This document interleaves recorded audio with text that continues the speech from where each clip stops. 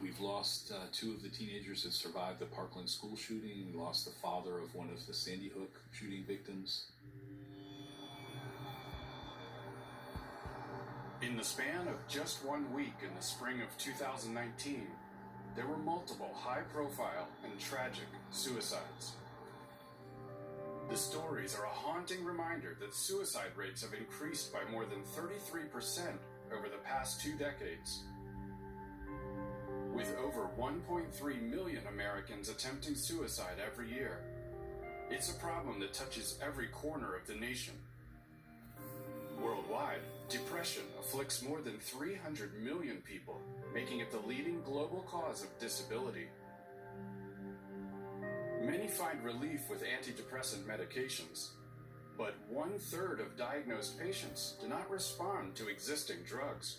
Clearly, there's a need to find new life-saving treatments. Right now, we have nothing to offer for patients with acute suicidal thinking. But there may be hope on the horizon. Scientists now believe they've found evidence that an old drug known as ketamine may be used in a new way to rapidly treat severe depression and to immediately interrupt suicidal thoughts. A discovery that could save thousands of lives.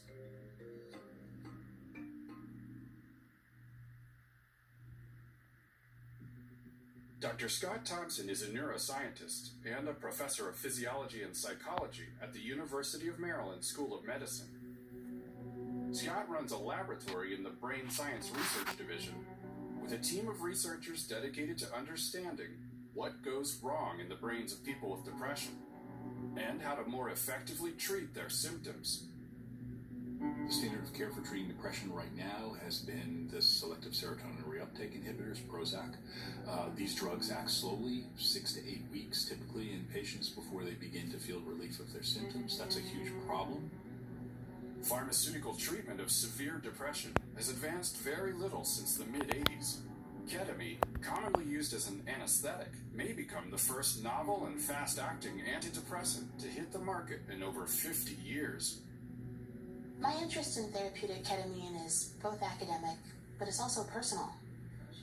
I was living with really severe depression, and around the time that I was 30, I was feeling really desperate and suicidal. I had exhausted all of my conventional treatment options, and I was pretty close to killing myself. My team suggested that we try injectable ketamine. I remember them telling me that they don't use this tool very often, they don't know how it works, but that sometimes it was helpful in a case like mine. I received an injection of ketamine in the psychedelic dose range. It was quite scary.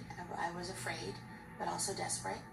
And what happened was, I imagined, or I saw, that God came, and God put a key in my ear and turned the key. And I felt like someone had turned the lights on in my brain, in my soul. It's hard to really describe it, but something happened to me that made me want to live. After her life-changing and life-saving treatment, Dr. Bennett dedicated her life to studying ketamine. She earned a doctoral degree in psychology, writing her dissertation on the drug. She founded the Ketamine Research Institute and Conference to share the latest findings with leaders in the field. And in the years since her visionary experience with ketamine, much more has been discovered about how it works. Ketamine is an anesthetic drug. If you bring your kid to the emergency room, they're very likely to get ketamine as an anesthetic. It also produces a mildly hallucinatory dissociative state, which some people find pleasurable, which has led to its branding as Special K and its adoption in the rave culture, for example.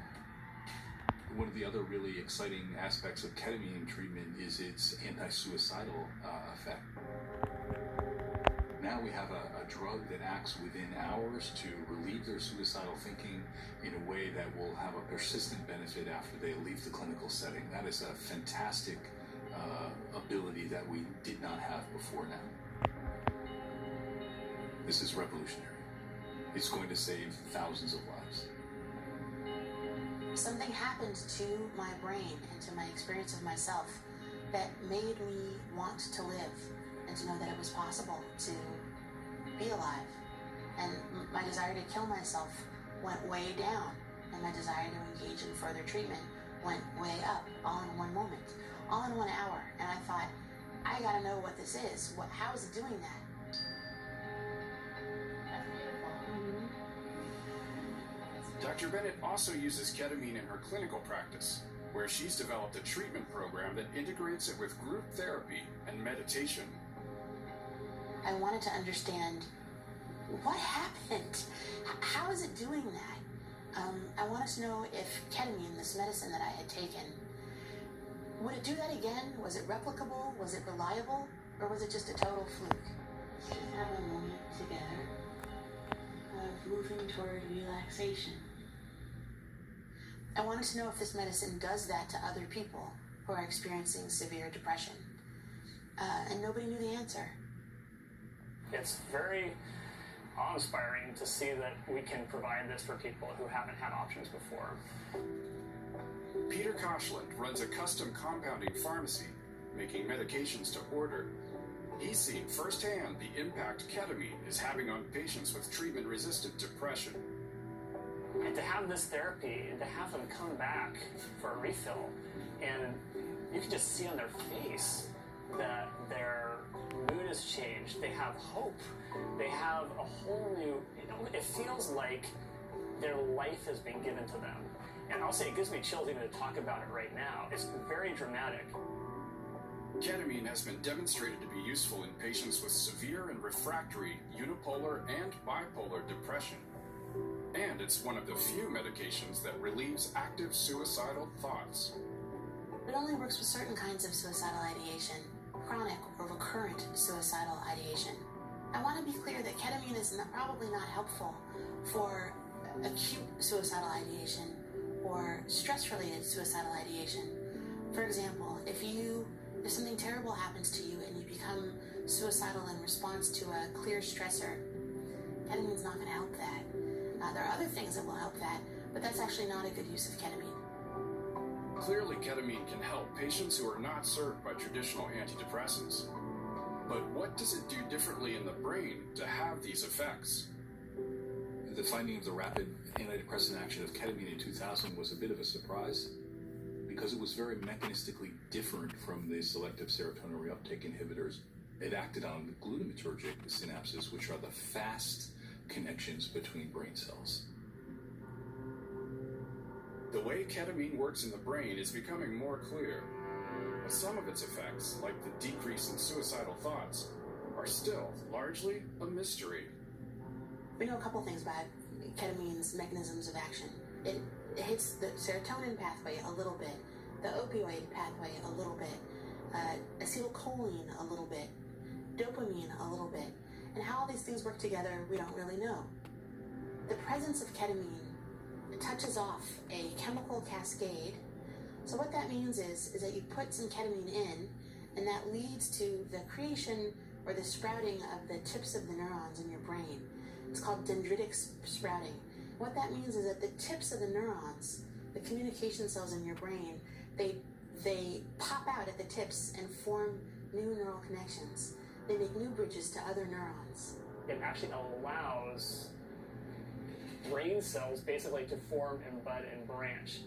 It makes sense to me that this is actually also allowing the brain to form new connections. And there's probably more stuff going on that we don't even understand. And so we can't look inside the brain and say, oh, you have new brain cells, but we can see that the patient's improving, and that's really how we monitor and say this is working. Ketamine was approved by the FDA and has been actively in use since the 1960s for many medical conditions.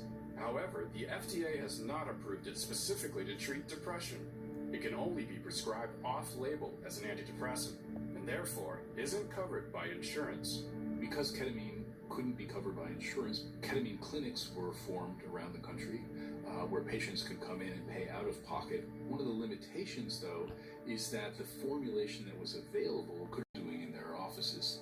Another factor that limited ketamine's widespread adoption was the fear of many people in psychiatry that these mildly hallucinatory side effects of ketamine would in fact trigger some psychosis-like state in patients who were repeatedly administered ketamine. In addition, the psychedelic and spiritual reports from users may also conflict with traditional Western medical and cultural norms. There's tremendous bias in the medical field in general against psychospiritual experience.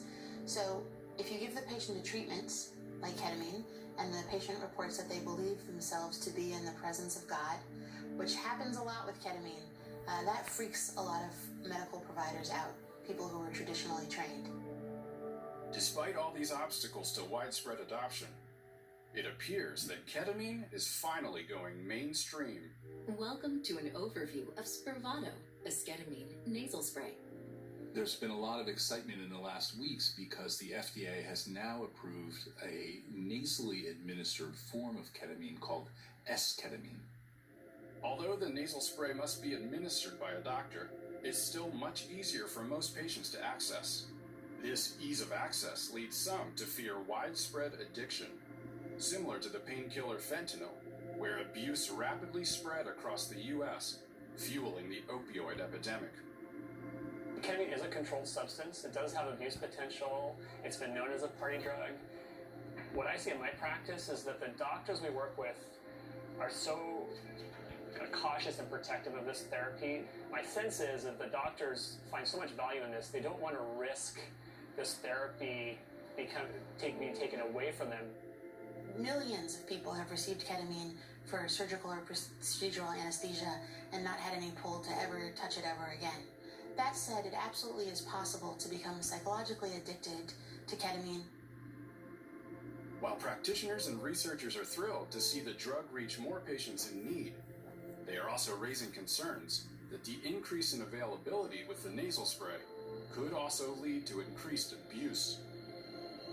I think we're going to create potentially an army of ketamine addicts unless we do a better job with education about integrative treatment for depression.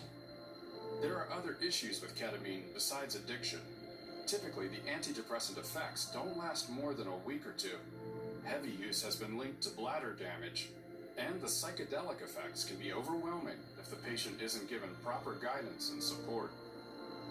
I don't want to oversell it. I don't want to give people false hope, but to have something that's kind of come in and have this kind of dramatic impact, you don't see in medicine that often. So it is cautiously optimistic that we have really found real answers. People are excited about ketamine, but it doesn't work by itself.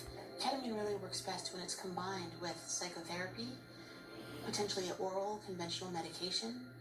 It's useful to cultivate a meditation practice. It shouldn't be used in isolation. That's just not going to work, and we have lots of data to show that. All the evidence that we know of now does indicate that ketamine is safe and effective. If I had a loved one with a severe acute instance of depression or suicidal thinking, I do think that ketamine would be the drug of choice.